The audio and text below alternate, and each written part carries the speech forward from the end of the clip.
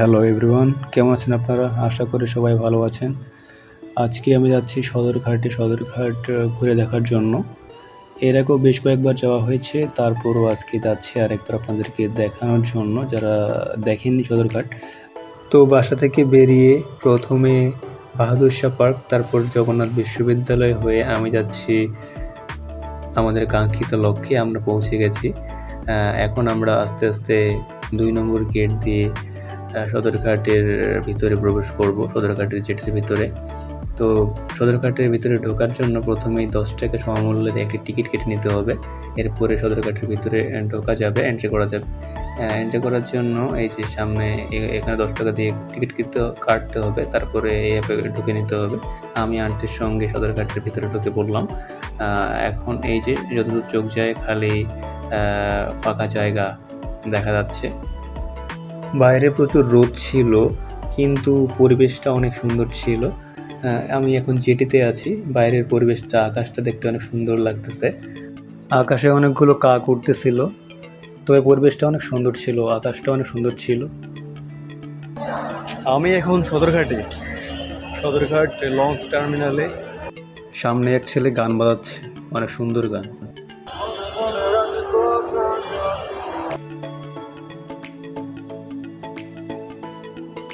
লঞ্চের বিশালতা মানুষগুলোর উচ্চতা থেকেই বোঝা যাচ্ছে।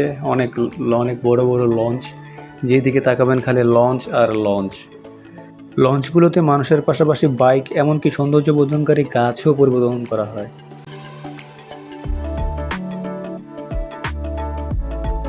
জেটি থেকে সামনের ভবনগুলো দেখতে সুন্দর লাগতেছিল।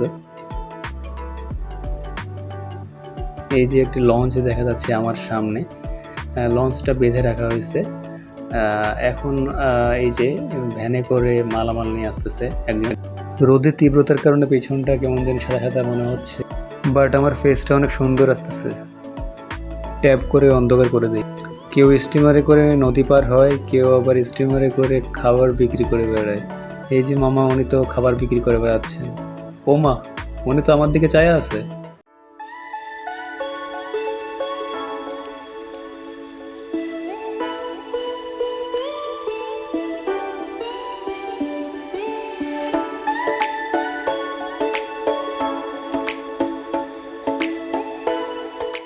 বুড়িগঙ্গায় যেদিকে তাকাবেন খালি লঞ্চ আর লঞ্চ, পুরাতন নতুন সব কিছু মিলে অনেক প্রকারের লঞ্চ দেখবেন, ছোট বড় বিভিন্ন কোয়ালিটির।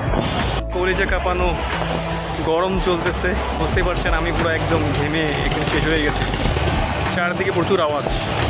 পূর্ব দিকের নৌকাঘাটে প্রচুর কচুরিপানা জন্মে গেছে কিছুটা অংশে, তবে বাকি অংশে ভালোই পরিষ্কার পরিচ্ছন্নতা দেখা যাচ্ছে।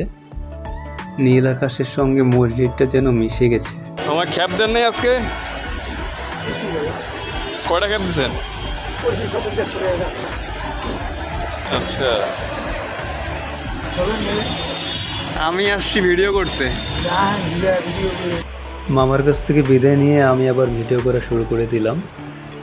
এই নৌকা করে মানুষজন নদী পার হচ্ছে। দুইজন ভাই সাদা মেঘকে ক্যামেরা বন্দি করতে ব্যস্ত সময় পার করতেছেন, দেখে অনেক ভালো লাগলো।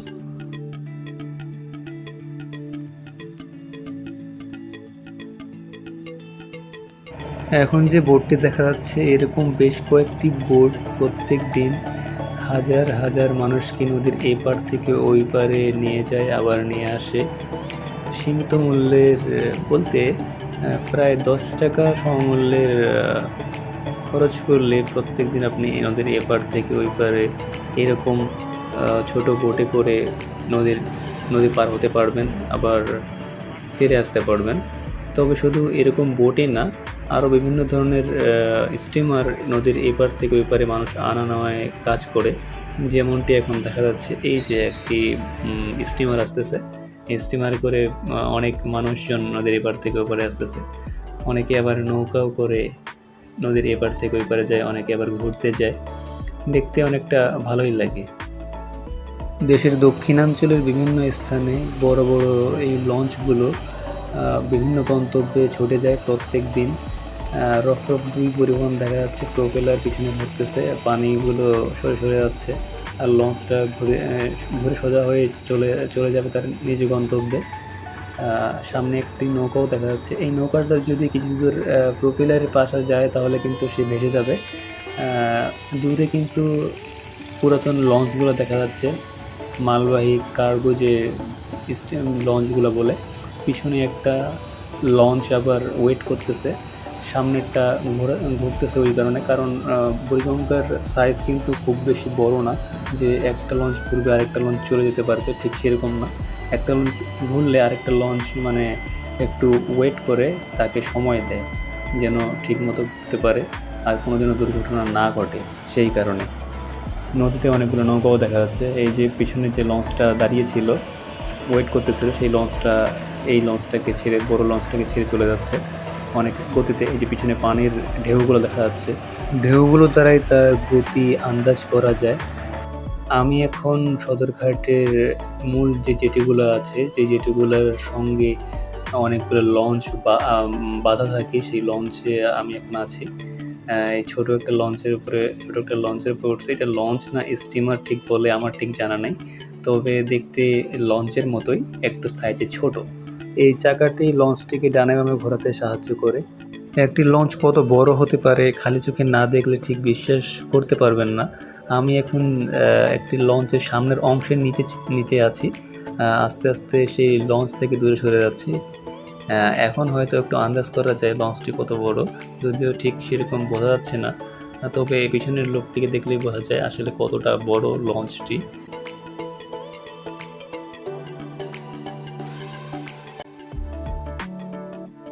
নীল আকাশের মাঝে বুড়িগঙ্গার রিভারভিউ রেস্টুরেন্টটি একেবারে হারিয়ে গিয়েছিল। দেখতে অনেক সুন্দর লাগতেছিল, এখন একটু অন্যরকম লাগতেছে। ঢাকা থেকে কুয়াকাটা যেতে চাইলে আপনাদের জন্য অপেক্ষা করছে কুয়াকাটা 1। এই লঞ্চে চড়ে আপনারা কুয়াকাটা যেতে পারবেন। বিকেলের এই দৃশ্যটা অনেক চমৎকার। সামনে একটি বালি বোঝাই বাল্ব সম্ভবত আর একটি তেলবাহী ট্যাঙ্কার খেয়াল করা যাচ্ছে। এই যে তেলবাহী ট্যাঙ্কারটা সামনে এগিয়ে যাচ্ছে, এই ট্যাঙ্কারগুলো দ্বারা লঞ্চের ফুয়েলের যে আনা নেওয়া, সেই আনা নেওয়া করা হয়। সূর্য মেঘের আড়াল থেকে তাপ দিচ্ছে। বিখ্যাত বীণা স্মৃতি ঘাটের পাশে নৌকাগুলো সারি সারিভাবে যাত্রী পারাপারের জন্য বসে আছে, কখন যাত্রী আসবে আর তারা পারাপার করবে। গাইস, আজকে ভিডিওটা এখানেই শেষ করব। অনেকগুলো লাইকস ও সাবস্ক্রাইবস করে ভালোবাসা দিয়ে পাশে থাকবেন আশা করি। আজকের মতো এখানেই বিদায় নিচ্ছি। ধন্যবাদ সবাইকে।